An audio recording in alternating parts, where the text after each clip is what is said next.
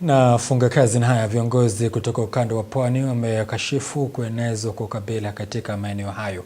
Wakiongozwa na Waziri wa Uchumi Samawati Hassan Ali Joho na Gavana Abdulswamad Sharif Nassir, wamewarai wakazi wa maeneo hayo kutogawanywa kwa misingi ya kikabila, kwani ukanda wa Pwani uliathirika pakubwa kufuatia ukabila. Aidha, wameendelea kumtafutia Rais William Ruto uungwaji mkono katika kuwania muhula wake wa pili. Sasa mbona huu ukabila waja wakati wa siasa peke yake? Tutaukataa tuukatai, tutaupinga tuupingi. Na alafu wacha niwaambie, sisi hapa kwetu hapa jimbo la Pwani hapa na hapa Likoni hapa, tutapinga ukabila kwa sababu zamani za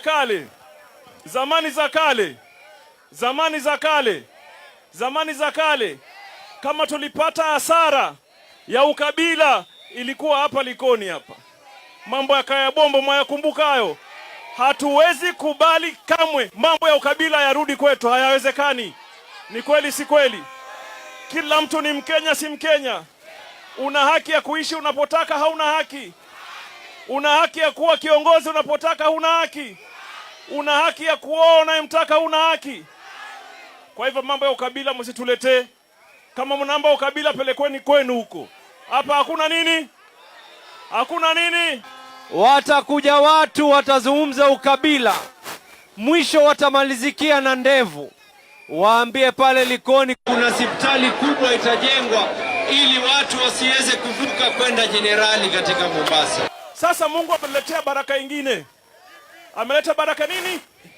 Mimi nataka niwaombe watu ambao wanaishi hapa Pwani, tumsaidie William Ruto kwa hali na mali, atoboe raundi yake ya pili.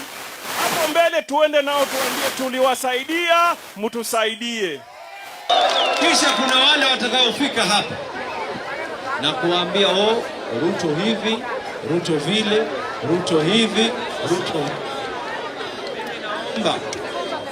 Mimi naomba wakija wa jamaa waulize walikuwa wako wapi wakati tukiitwa sisi ni mashareholder na wengine ambao kwamba hawafai, tukaambiwa hatufai kuweza kupata yale ambayo kwamba ya serikali.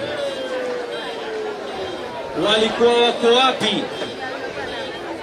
wakati mtu anaangalia na kusema dawa ya kuweza kuleta umoja ni kuleta yule ambaye kwamba una tofauti naye karibu? Leo hii Hassan Ali Joho ni waziri katika